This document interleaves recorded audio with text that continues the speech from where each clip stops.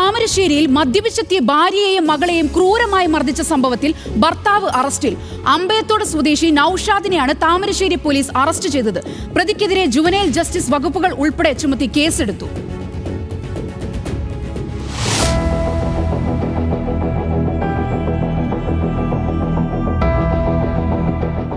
ഇന്നലെ രാത്രി 10 മണിയോടെ മദ്യപിച്ച് വീട്ടിലെത്തിയ നൌഷാദ് ഭാര്യയെയും മകളെയും അതിക്രൂരമായി മർദ്ദിക്കുകയായിരുന്നു. മർദ്ദനം സഹിക്കാൻ കഴിയാതെ മകളുമായി പുറത്തേക്കോടിയ യുവതിയെ പ്രതി വെട്ടുകത്തി ഉപയോഗിച്ച് കൊലപ്പെടുത്താൻ ശ്രമിച്ചുവെന്നാണ് പരാതി.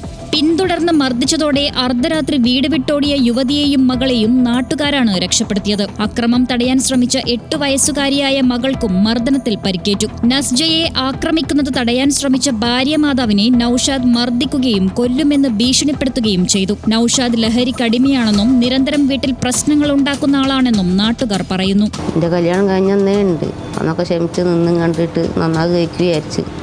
ഇപ്പോൾ നല്ലോണം അടിക്കൽ കൊല്ലല്, അടിക്കലല്ല കത്തിയരിയത്ത് വെച്ച് കടക്കല കുത്തൊന്നും പറഞ്ഞു കണ്ടിട്ട്. വിവാഹം കഴിഞ്ഞത് മുതൽ ഉപദ്രവിക്കാറുണ്ടെന്നും ഇത്തവണ കൊലപ്പെടുത്താനായിരുന്നു ശ്രമമെന്നുമാണ് യുവതി താമരശ്ശേരി പോലീസിന് നൽകിയ മൊഴി.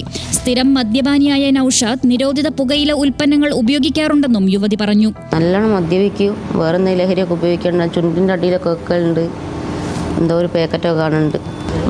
മോക്ക് ഇന്നെ പിടിച്ചപ്പോൾ ഒക്കെ സങ്കടമായിട്ടേ ഇന്നെ വന്ന് പിടിക്കാൻ നോക്കിയപ്പോൾ ഓളെ ചുമരിനിട്ട് കുത്തിക്ക് തള്ളിയിട്ടിക്ക്.